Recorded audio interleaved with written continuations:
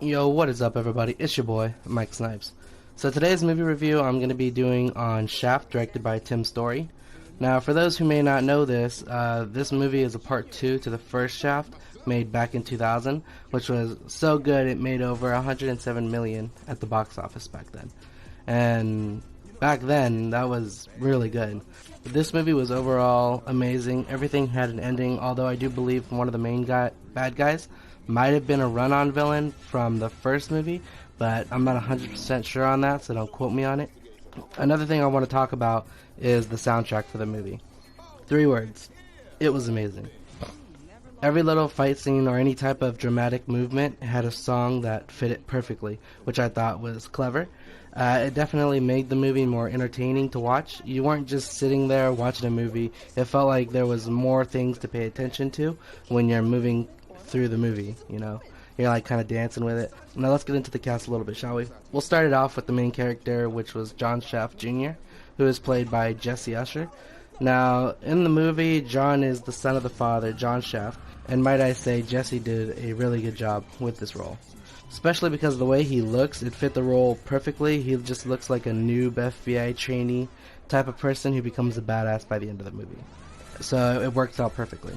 Next, I want to talk about the father, John Shaft, played by Samuel L. Jackson. And I mean, come on, it's Samuel L. Jackson. When has he never gave 100% in any of his movies? So there's not really anything or much to say about him, besides him being great as always. Another person is Regina Hall, who plays the mother in this movie. I find it interesting that directors always choose her when they need somebody who needs to be super crazy. But then again, it is understandable because she is obviously the perfect person for those types of roles, and as expected, she played her role to the fullest and with her best, and she did a great job. Now, the last actor I want to talk about is the actor who played Karim, which is Evan Hojia. And for those who may not know him, he was one of the actors that played in the Nickelodeon show Victorious and was magnificent in that show. So I'm glad to see that he started to make a comeback in the movie industry because he was great, and I can't wait to see him in more of the films. In this movie, he did really great. He didn't really have much screen time though, which was very unfortunate, but it made sense. But for the scenes he was in, he did really great.